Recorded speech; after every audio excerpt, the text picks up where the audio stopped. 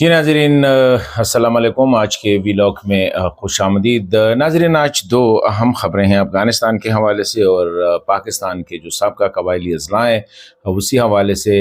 कबायली अज़लाँ में अस्करियत पसंद यानी मिलिटेंट्स जो फितनल ख़वारिज है उनके जंगजुओं और मुकामी कबाइल के दरमियान जो है पहली दफ़ा जंग छिड़ गई है। इसके वजूहात क्या है और सिचुएशन क्या है, उस पर बात करेंगे कि मुकामी कबाइल क्यों वोट खड़े हुए हैं और इसके क्या असरात हो सकते हैं।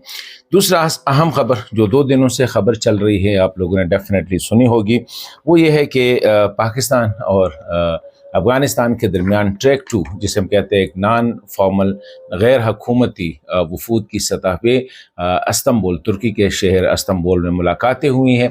पाकिस्तान की तरफ से कौन कौन उसमें शरीक थे और इसका मतलब क्या है। और ये पहली दफ़ा हो रहा है कि काबुल से जो लोग गए हैं, ज़ाहिरी बात है उनको अफ़गान तालिबान की आशीर्वाद हासिल थी, तो वो गए हैं वहाँ पे और ये 2 दिन उनके मुज़ाकर उनके दरमियान बातचीत हुई है। तो उसी हवाले से बात करेंगे कि क्या असरात हो सकते हैं और इसका मतलब क्या है। उरूमची, जिस तरह मैं अक्सर कहते चले आ रहा हूँ कि उरूमची से पाकिस्तान के जो तवक्कुआत थे, बल्कि इस तरह से तवक्कुआत ही नहीं थे, तो क्या अब ये नॉन फॉर्मल इनफॉर्मल जो प्रोसेस है, डायलॉग प्रोसेस है, इससे क्या हो सकते, क्या इससे बर्फ़ पिघल सकती है या नहीं। क्योंकि साथ साथ हम देख रहे हैं कि बॉर्डर पे जंग भी जारी है, स्पेशली ये कुनर कॉरिडोर पे है। और कल एक बड़ा वाक़या जो हुआ था कि मोमन साइड से, यानी ये जो निंगरहार और मोमन का जो एरिया है, जो कॉरिडोर है, यहाँ से कुछ जो मिलिटेंट्स है उनको वो बॉर्डर क्रॉस करने की कोशिश कर रहे थे, उनकी झड़पें भी हुई, ये भी साथ साथ चल रहा है। और वनों में भी अटैक हुआ है और जो इस पे ये बात करेंगे कि इसकी क्या हो सकती है। और आखिर में बरतानवी जो नुमाइंदा खसूसी है वो गए हैं काबुल में। उनकी मुलाकातें जो हुई हैं, आखिर में उसने जो बातें की और लफ्ज़ ऐसा यूज़ किया कि मैंने उनको बता दिया, जैसे कि तालिबान को लेक्चर दे के आए हैं। तो वो कौन कौन सी बातें हैं, वो किन मेजर इशूज़ पे उसने उनको लेक्चर दिया है, उनकी बात की। और उसमें खसूसी तौर पर उनको ये कहा गया है कि पाकिस्तान के साथ कशीदगी को कम किया जाए, या आप लोग जो है अफ़गान तालिबान को कि आप पाकिस्तान के साथ कशीदगी कम करें। तो ये बरतानिया की तरफ से उनको कहा गया है। पहली बात जो डिस्कस करते हैं, ये जो तुर्की के शहर इस्तांबुल में ये एक इदारा है IHH के नाम से, जो कि एक खैरिया इदारा NGO है, उनकी तरफ से उनको ऑर्गेनाइज़ किया गया। और मेरे ख्याल में बहुत अच्छी डेवलपमेंट है, क्योंकि बातचीत तो होनी चाहिए, आना जाना चाहिए। अगर हुकूमती इस वक्त हमारी जो लाइन ऑफ कम्युनिकेशन है वो मुकम्मल तौर पर गुज़िश्ता 6 महीनों से जो मुकम्मल तौर पर कट गई है, ना कोई हुकूमत नुमाइंदे इधर आते हैं ना उधर आते हैं इस्लामाबाद, बल्कि यही जो लो ऑफ लेवल पे वही जो बातें हो रही है वो उरूमची में जो हुई है वो सेक्रेटरी या एडिशनल सेक्रेटरी लेवल पे। लेकिन आम जो इस्लामाबाद आना या काबुल जाना आला हुकूमत अहदेदारों का वो बिल्कुल कता हो चुका है। तो एक अच्छी डेवलपमेंट है। इसमें पाकिस्तान की तरफ से जो लोग गए हैं वाकई रिस्पेक्टेबल और हाईली मेरे ख्याल में इन्फ्लुएंशियल समझे जा सकते हैं उनको। मतलब है कि हुकूमत डेफिनेटली उनके पॉइंट ऑफ व्यू को जो है इग्नोर नहीं कर सकता, जिसमें ख़ासकर मुशाहिद हुसैन सैयद साहब किसी तारुफ के मोहताज नहीं है, साहब का वज़ीर रहे हैं, सेनेटर रहे हैं और पाक चाइना जो फ्रेंडशिप एक फोरम है उसके सदर भी है। तो ज़ाहिरी बात है उसकी अपनी एक से है, बड़े ओकल पर्सन है। इस तरह है। अब दूसरा जो अहम बंदा है वो सेनेटर अब्दुल कयूम साहब है, जो कि इनके बारे में भी यही कहा जाता है कि आपको मुस्लिम लीग नून के अहम शख्सियत हैं, साबका वज़ीर भी रहे हैं। सितारा अयाज साहिबा है जो कि साबका सेनेटर रही है और इसी तरह बड़ी इन्फ्लुएंशियल खातून है। हामिद मीर साहब मीडिया से हैं जो कि डेफिनेटली एक अहम शख्सियत है। तो ये और आसिफ दुरानी साहब जो कि साबका स्पेशल नुमाइंदे रहे हैं अफ़गानिस्तान में, अफ़गानिस्तान के लिए पाकिस्तान के, तो बड़ा एक जाना पहचाना नाम है और अफ़गानिस्तान के हवाले से उनकी पॉइंट ऑफ व्यू को इज़्ज़त की निगाह से देखा जाता है। तो ये एक अच्छी डेवलपमेंट है। अफ़गानिस्तान साइड से इस दफ़ा जो सारे आए हैं वो अच्छी बात है कि वो काबुल बेस्ड लोग आए हैं। तो ज़ाहिरी बात है जब काबुल से आप आ रहे हैं, पाकिस्तानी डेलीगेशन के साथ मुलाकात हो रही, तो ज़ाहिरी बात है तालिबान की आशीर्वाद उनको हासिल होगी। عاطف مشال صاحب ہے جو کہ پاکستان میں افغانستان کے سابقہ سفیر رہے ہیں اور کرکٹ بورڈ کے چیئرمین بھی رہے ہیں۔ غنچہ گل ارمان صاحب ایک سیاسی شخصیت ہے اور طالبان کی سابقہ حکومت اور موجودہ حکومت کہتے ہیں روابط ان کے اچھے ہیں۔ اس طرح جعفر صاحب ہے جو کہ سابق ممبر پارلیمنٹ ہے، ہزارہ کمیونٹی سے تعلق ہے ان کا۔ عبید اللہ بہیر صاحب ہے، پروفیسر ہے انٹرنیشنل یونیورسٹی میں اور بڑے اوکھل پرسن ہیں، اکثر سوشل میڈیا پہ کھل کے بولتے ہیں اور بڑا ایک اسٹرانگ ویو ہے ان کا، اور اسپیشلی تھوڑا سا ان کا ہے پرو طالبان ان کی پوائنٹ آف ویو ہے۔ کچھ ذرائع کہہ رہے ہیں کہ یہ حکمت یار صاحب کے نواسے ہیں، لیکن یہاں پہ کنفیوژن ہے کہ کیونکہ دو اسی نام سے ہیں، لیکن نام سے لگے سارا ہے کہ حکمت یار صاحب کے یہ نواسے بالکل ہو نہ بلکہ پوتے یہ عبید اللہ بہیر صاحب۔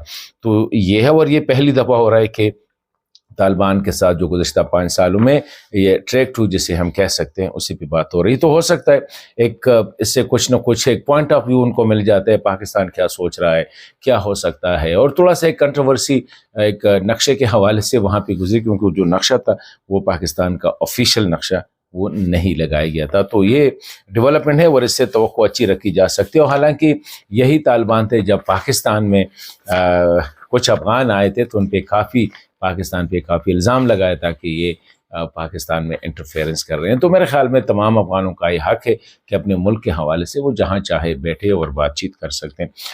میران شاہ میں جو واقعہ ہو رہا ہے بڑا میرے خیال میں اس پہ توجہ کے قابل ہے، کیونکہ یہ گاؤں ہے درپخیل، یہ داوڑ قبیلے کا علاقہ ہے، میران شاہ کے ساتھ درپخیل گاؤں بھی ہے۔ اس میں ملک سیف اللہ خان درپخیل جو ہے اس کو ملیٹنٹ نے اس وقت قتل کیا، کیونکہ یوزولی یہاں پہ یہ ہوتا ہے کہ ملیٹنٹس یا عسکریت پسند آتے ہیں، گاؤں میں آتے ہیں، مسجد میں ٹھہرتے ہیں یا حجروں میں ٹھہرتے ہیں اور لوگوں کو کہتے ہیں کہ ہمارے لیے کھانا لے آؤ، بستر لے آؤ اور ہماری خدمت وغیرہ کرتے۔ اس قبیلے کے ساتھ جو ہے گاؤں کے ساتھ یہ ایک انڈرسٹینڈنگ ہوئی تھی ملیٹنٹس کے ساتھ کہ وہ نہ اس گاؤں آئیں گے نہ یہاں کسی سے کھانا یا رہنے کے لیے وہ مانگیں گے۔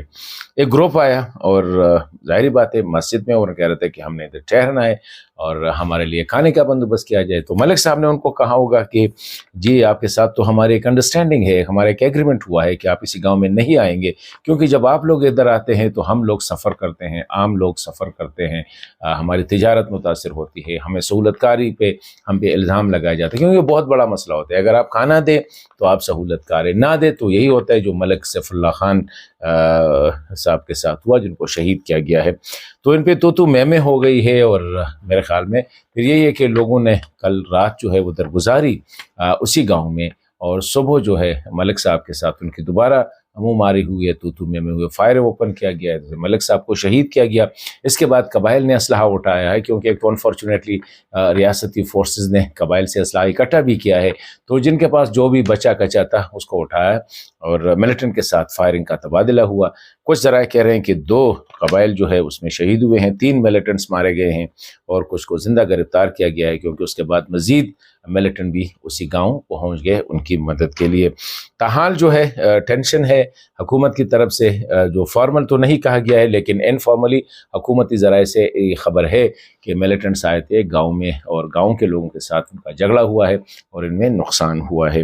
تو یہ ایک ڈیولپمنٹ ایسی ہے کہ اب اگر ٹی ٹی پی والوں کا، کیونکہ داوڑ کا علاقہ ہے اور یوزولی ٹی ٹی پی کے زیادہ لوگ مسعود قبیلے سے تعلق رکھتے ہیں، تو مسعود قبیلے میں اتنے ٹینشن نہیں ہے لیکن مسعود ایریا میں، لیکن داوڑ ایریا میں زیادہ ہے۔